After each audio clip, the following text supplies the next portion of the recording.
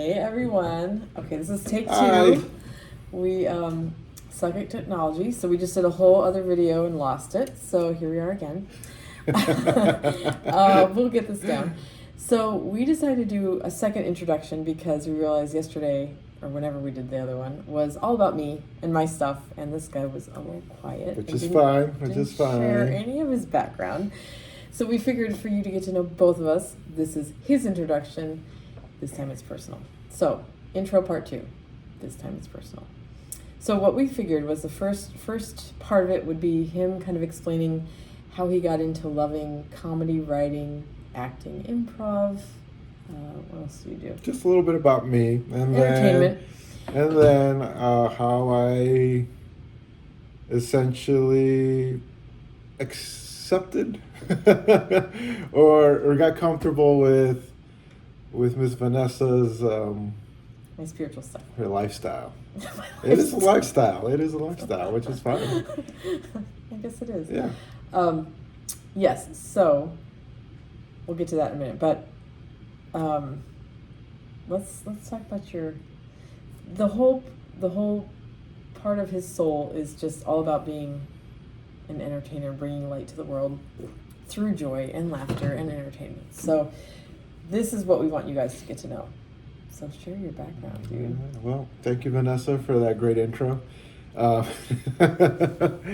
So Professional. yes, you are. So my name is Freddy. I have years of experience in theater, improv, stand-up acting. I've done indie films. I've been in improv groups, troops as they call it. I've done some stand-up.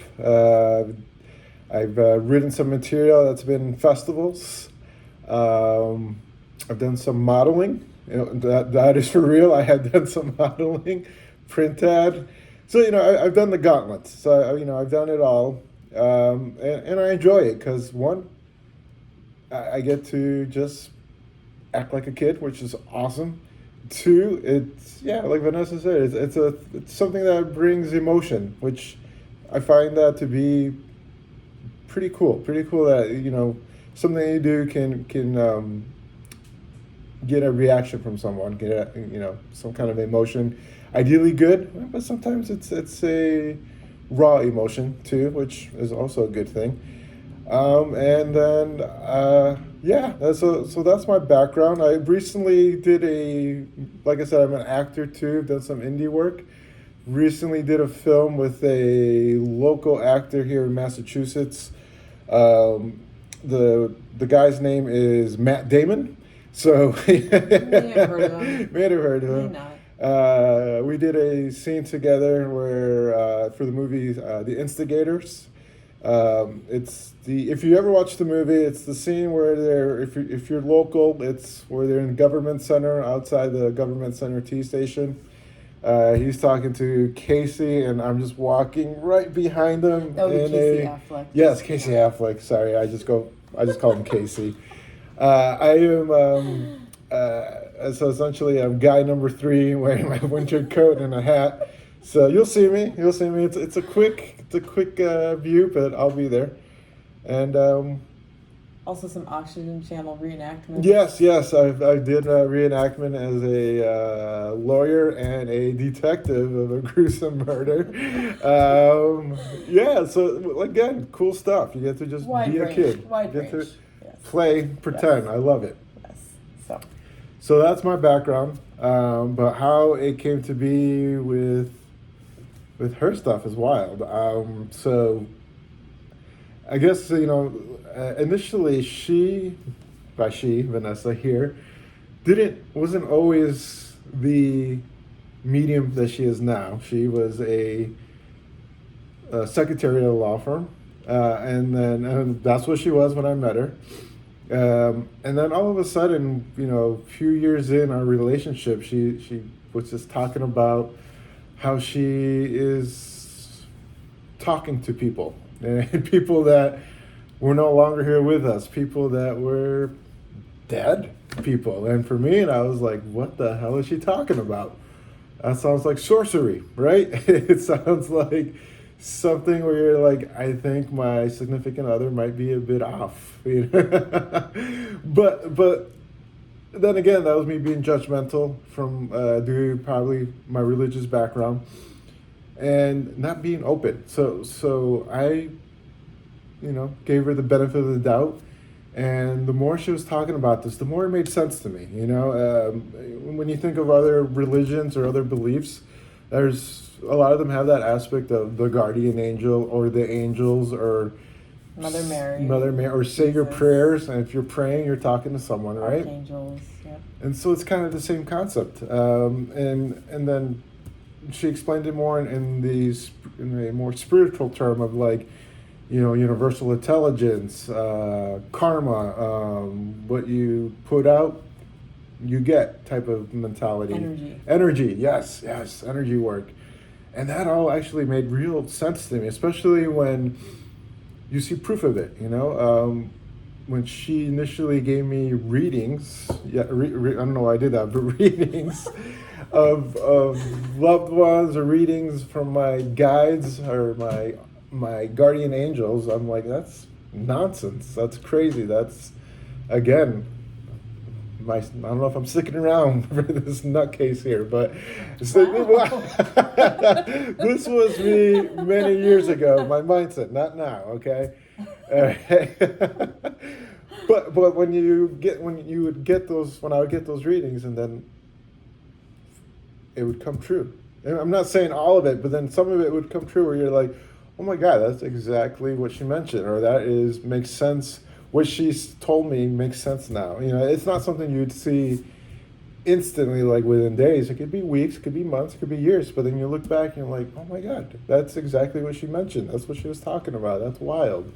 There's maybe something to this, which then made me be more open to it, where I started practicing with her. I was trying to be intuitive myself and be open. Reiki. Yeah. I am Reiki certified. Yes. Or Reiki. Am I Reiki master? No, you're not. I'm not a Reiki master. Yeah. Okay. Reiki certified. Reiki All right. certified. Yeah. I even took classes with people outside of her, where to explore it myself. Get different perspectives of other people's styles and beliefs and all this, and I'm all in. And one thing I've learned, on my journey is that creative people are very highly intuitive, even if it's not their framework, their reference, they don't practice it.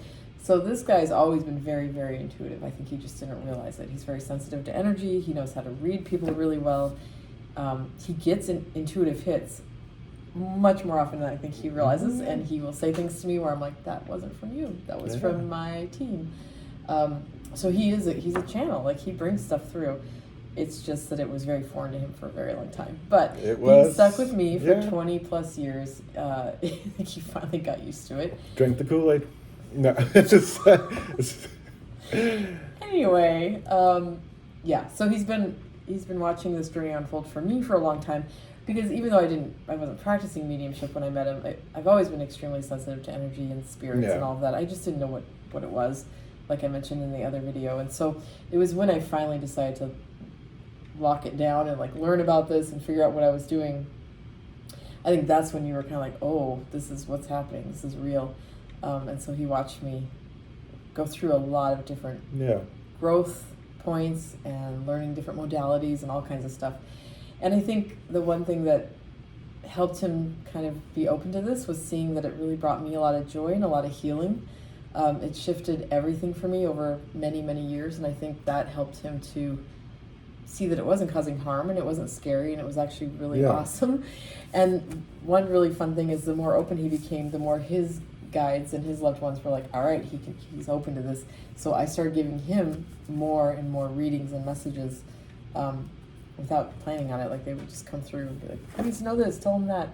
And it's been really neat. Like now we're kind of in it together. Yeah, and for sure. Yeah, it's definitely not me over here and him there.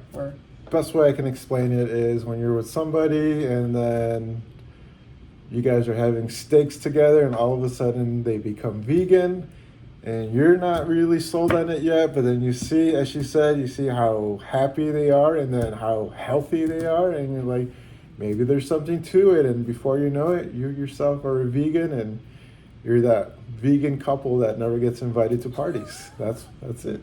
That's a very extreme example. Yeah. We're not vegan, but nothing wrong with being vegan. nothing wrong with being vegan, but we're not vegan.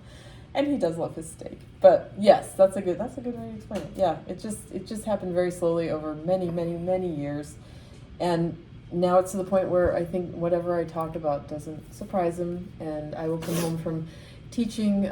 I teach mediumship and spiritual development classes and Reiki and a lot of other stuff, and I'll come home with stories, and nothing surprises him, and he's very open to all of it, which is the way that you kind of need to be on this path, is just open, because humans don't really know a lot, and I think if we get nervous and scared, we close it down.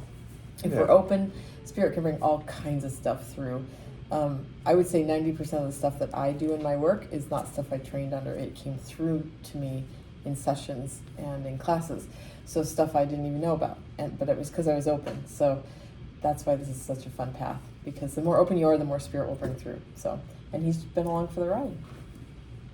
And he's still with me. He hasn't left me yet, so I guess we're good. Yep. No complaints yet. Yeah. He hasn't committed me, so we're good. So, yeah, we just want to give the background on his end, because he likes to be quiet, and I'm clearly the extrovert, he's clearly the introvert, but we'll work on that. So it's all good. And the hope is that whoever I bring through, he can interview and kind of bring some joy and levity and connection, depending on what we're talking about with whoever decides to show up. So we'll find out about that too. But our next episode will be our first attempt. The real deal. Stay tuned. We'll see what happens. All right. Thank you. End of intro number 2. Bye. Bye.